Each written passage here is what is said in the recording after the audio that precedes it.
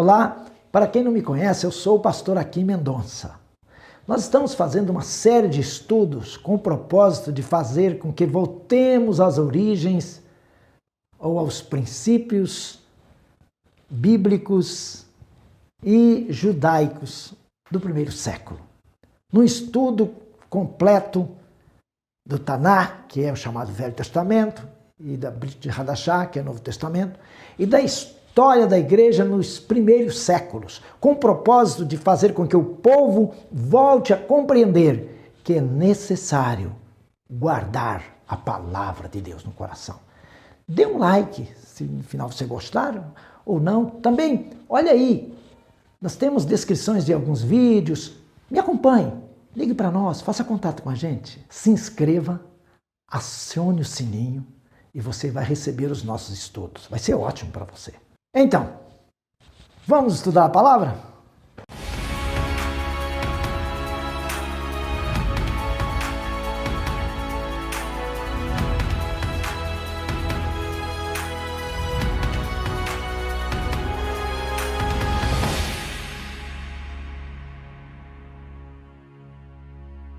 Shalom Aleichem. Paz seja convosco. Paz para você aí na sua empresa. Paz para você aí na sua casa. Paz para você aí no hospital onde você está. Paz para você que está agora atravessando momentos de guerra, de briga na família. Paz para você que está sem paz porque está desempregado, aflito.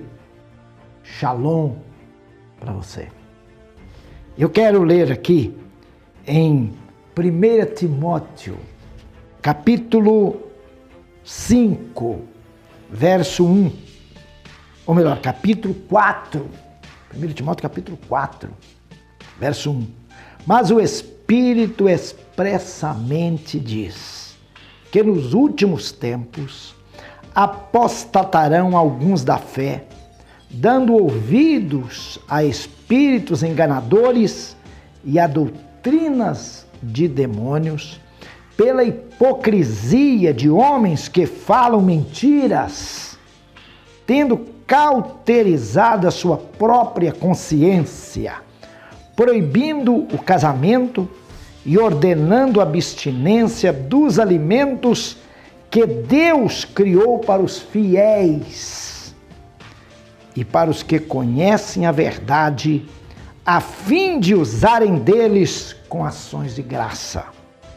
Porque toda criatura de Elohim, de Deus, é boa, e não há nada que rejeitar, sendo recebido com ações de graça, porque pela palavra de Deus, pela palavra de Elohim, Davar Elohim, e pela oração é santificada.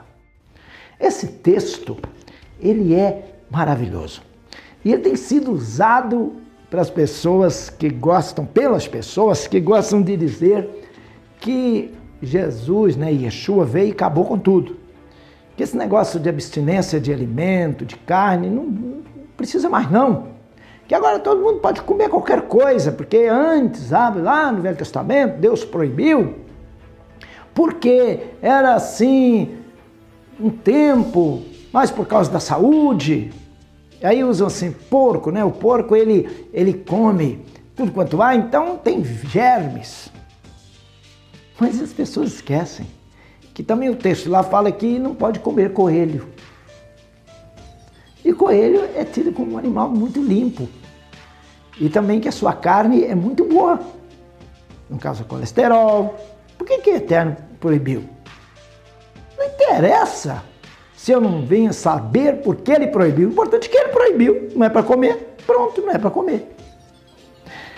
Mas o Paulo fala assim com Timóteo. Timóteo é um judeu circuncidado, porque gentio não pode circuncidar. Tanto é que Paulo não circuncidou Tito, porque Tito era gentio. Não precisava circuncidar, mas como judeu, Timóteo, sendo filho de uma judia, Paulo o circuncidou. E ele escreve para Timóteo, fala assim: Timóteo, o Espírito diz expressamente que nos últimos tempos apostatarão alguns da fé, dando ouvido a espíritos enganadores e doutrinas de demônios, pela hipocrisia dos homens que falam mentiras, tendo cauterizado sua própria consciência, proibindo o casamento e ordenância de alimentos que Elohim, que Deus, criou para os fiéis. Como é que a gente sabe dos alimentos que Deus criou para os fiéis? Que fiéis Paulo estava falando? Aqueles que guardam a palavra. E que palavra existia? Taná.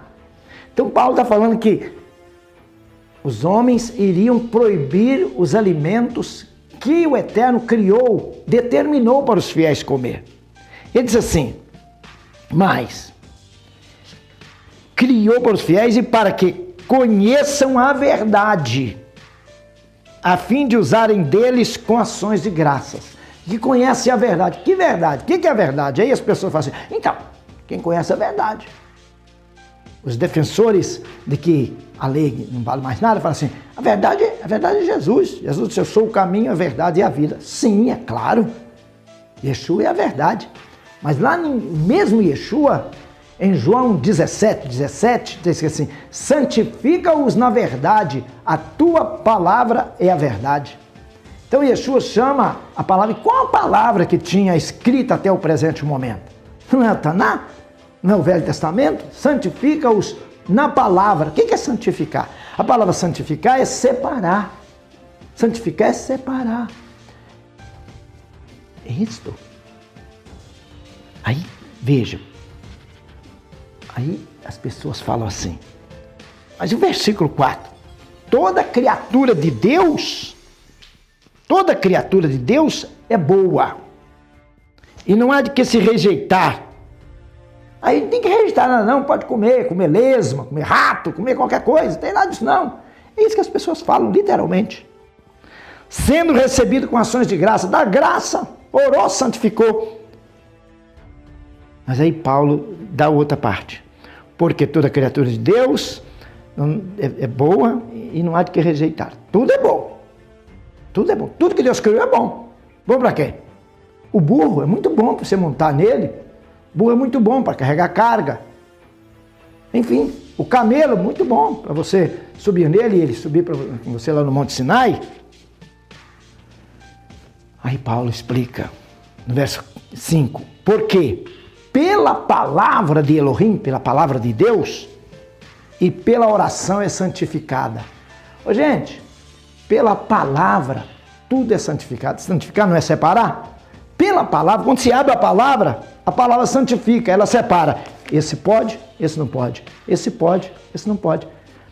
Pela palavra é santificado. Pela palavra, Deus separa.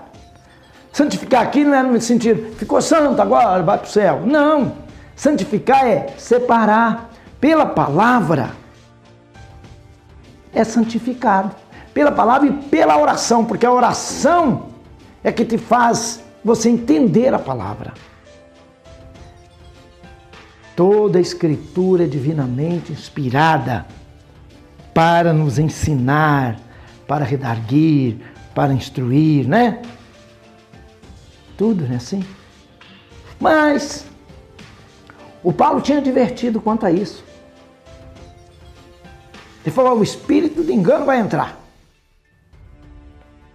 E João, o apóstolo João, fala assim, o espírito do anticristo já está operando. O princípio do espírito do anti-Mashiach é fazer com que o Mashiach se torne um ser fora do que ele realmente é. Porque eles começaram a negar que o Mashiach, que o Cristo tenha vindo em carne. Ou seja, quando você fala do Mashiach vindo em carne, do Cristo vindo em carne, você está dizendo que ele veio da família de Israel. O espírito do anticristo já estava tirando. Não, Mashiach não tem nada a ver com o judeu, não. É tirando, fazendo com que o Yeshua histórico desaparecesse. Não, é um mistério, é o Logos. João falou que ele é o Logos. Então esse espírito Espírito começou a trabalhar já nos dias do apóstolo João para fazer com que as pessoas passassem a pensar que o Yeshua não tinha nada a ver com Israel, mas ele não tinha vindo em carne. Então Paulo, quando ele disse lá, repetindo de novo, né? Você deve estar cansado de tanto ouvir Atos 20, 29 e 30, né? Mas vai repetindo até você gravar, será que você já sabe de cor? Que bom, né? Paulo fala, olha, no meio de vocês vou levantar homens que vão ensinar coisas perversas para atrair os discípulos atrás de si. Paulo morre, como eu disse no outro vídeo, deve ter sido máximo até 69 depois do Mashiach. Jerusalém é destruída. Poucos anos depois, 30 anos depois, Jerusalém já tinha sido destruída, tinha deixado de ser um referencial físico para o povo, mas ainda era um referencial espiritual, porque mesmo os seguidores do Mashiach, de Yeshua, tendo sido expulsos de Jerusalém, onde eles estavam, eles sabiam que um dia voltaria para Jerusalém, porque é a cidade eterna, é a cidade do grande rei. E que Yeshua vai reinar ali. Mas, sendo ela destruída, a cidade de Antioquia foi se tornando poderosa, agora fisicamente. E levantou-se um líder em Antioquia por nome Inácio, famoso Inácio de Antioquia. Já ouviu falar muito no Santo Inácio, né? É o Santo Inácio da Igreja Católica. Ele, o Inácio de Antioquia, ele pôs na cabeça de que assim como Jerusalém tinha sido destruído fisicamente, ele tinha que apagar da mente dos seguidores de Yeshua a importância de Jerusalém. Então ele falou, olha, nosso assunto agora é só com aquilo que os bispos falam. E ele escreveu carta dizendo, bispos, a palavra do Eterno está conosco. Nós não temos mais nada a ver com judeus.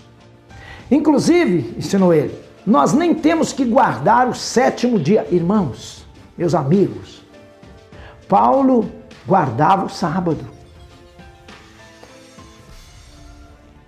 Nós lemos que as mulheres que foram no sepulcro só foram comprar as coisas depois que terminou o sábado. A Bíblia diz que aqueles que estão dormindo, que morreram numa cheia, estão dormindo, estão descansando no Senhor. Bem-aventurados que de agora descansam. Então, a Bíblia chama a morte de descanso nesse sentido. Se a Bíblia chama a morte de descanso para os fiéis, não seria então a morte de Yeshua enquanto o morto estava descansando? Claro, ele passou no túmulo durante o sábado e levantou do túmulo no primeiro dia da semana.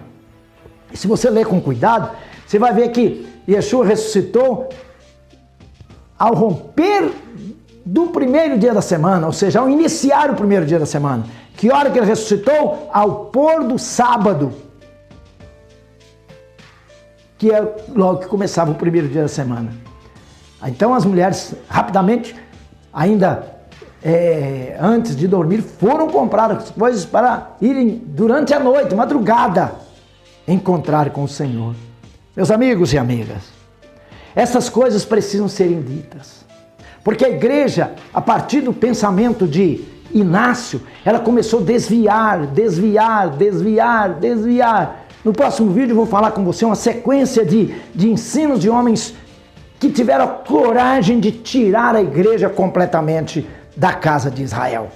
Me aguarde no próximo vídeo. Eu quero você, porque eu tenho certeza que você vai compreender algo tremendo. Agora vamos orar. Quem estiver doente, coloca a mão sobre a sua enfermidade. Eu quero orar por você.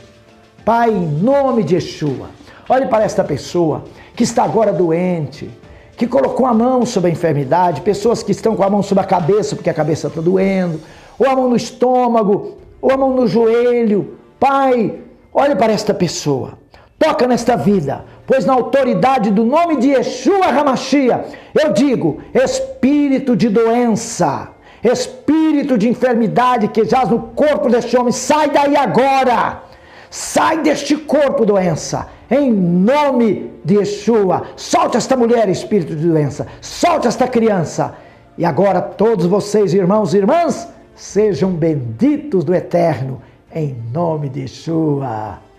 Shalom Aleichem.